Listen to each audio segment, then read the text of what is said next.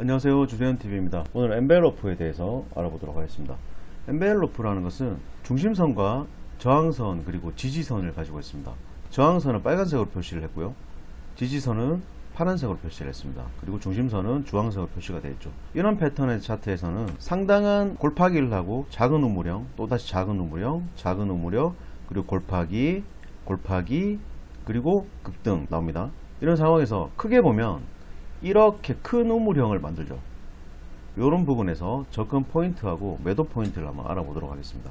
엔벨로프 정의에 대해서 간단히 설명드리면, 주가는 중심선을 기준으로 해서 지지 라인을 벗어났을 경우에 중심선으로 회귀하려는 본능이 있고, 주가는 저항선을 돌파하면서 상승했을 경우에 중심선으로 회귀하려는 본능이 있다. 이런 부분에 대한 것을 보조지표로 표현했습니다. 주가 흐름에서 저점 잡는 법과 수익 보는 법에 대해서 알아보도록 하겠습니다. 상장하고 얼마 안 됐을 때의 부분인데요, 이런 부분들하고 상장 이후까지 좀 살펴볼게요.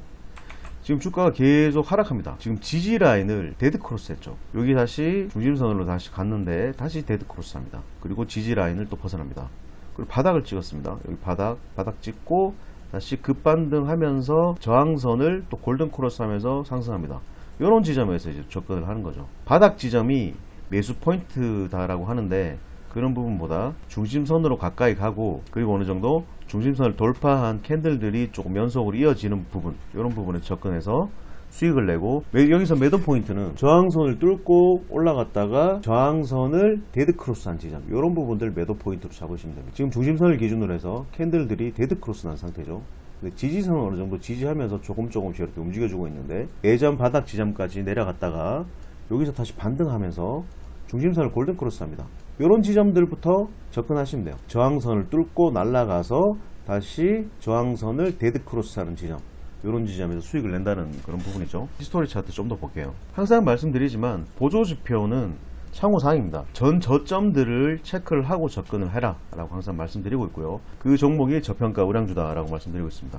이 지점에서 바닥 지점이 여기에요. 이 종목에 그럼 3바닥 정도를 찍었는데요, 이 종목은 지금 거래량 없이 올라가다가 영국점 캔들이 출현합니다.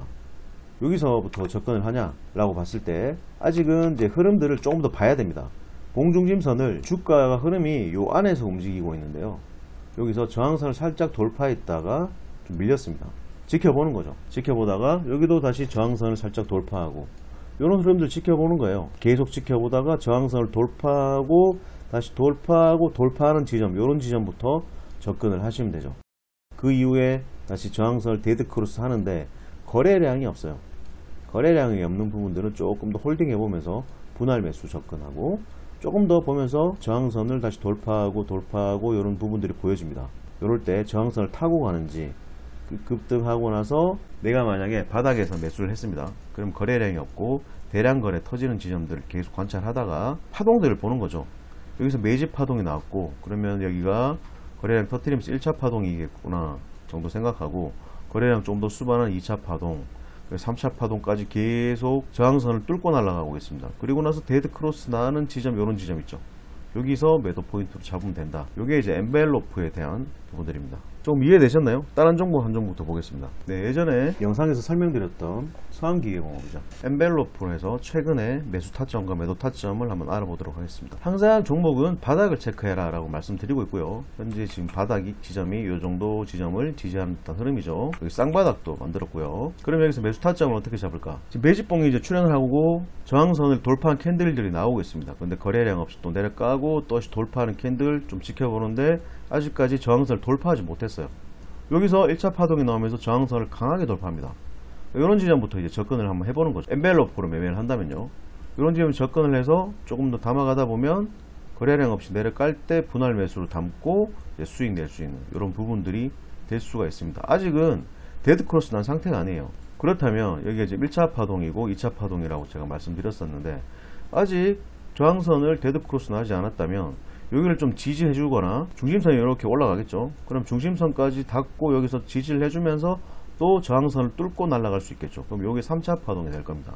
이런 관점에서 접근을 하는 겁니다. 네, 엔벨로프 세팅에 대해서 한번 알아보도록 하겠습니다. 오른쪽 마우스를 누르셔가지고 지표 추가를 하시든지, 아니면 여기 지표 추가가 있습니다. 지표 추가를 누르시면 이런 화면이 뜹니다. 그럼 여기다가 이렇게 엔벨로프 이렇게 선택하시고요. 요걸 설정을 하시는 건데 요걸 일단 지우고 다시 설정해 볼게요. 지금 선이 조금 희미하게 보이죠? 그러면 더블 클릭하시고요. 처음에 세팅은 20 페리오드 6%입니다. 요거는 20거래일 22평이죠. 6% 이격도가 6%라는 겁니다. 저항선하고 지지선이 6%에서 움직여준다 이런 뜻인데, 대형주들은 천천히 움직이기 때문에 조금 낮게 잡아도 돼요.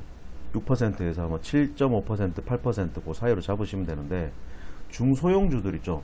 코스닥 종목들 같은 경우는 10%에서 15% 정도를 잡으셔야 돼요. 그래야지 좀 맞습니다. 저는 코스닥 종목들 위주로 하기 때문에 라인 설정으로 들어가서 엔벨로프 중심선은 주황색 선하고 2포인트 잡고, 저항선은 빨간색 선 2포인트로 잡고, 지지선은 진한 파란색 선 2포인트로 잡아보겠습니다. 그럼 이렇게 설정이 되죠. 이거 조금 안 맞죠? 이격도가 좀 많이 벌어진 상태입니다.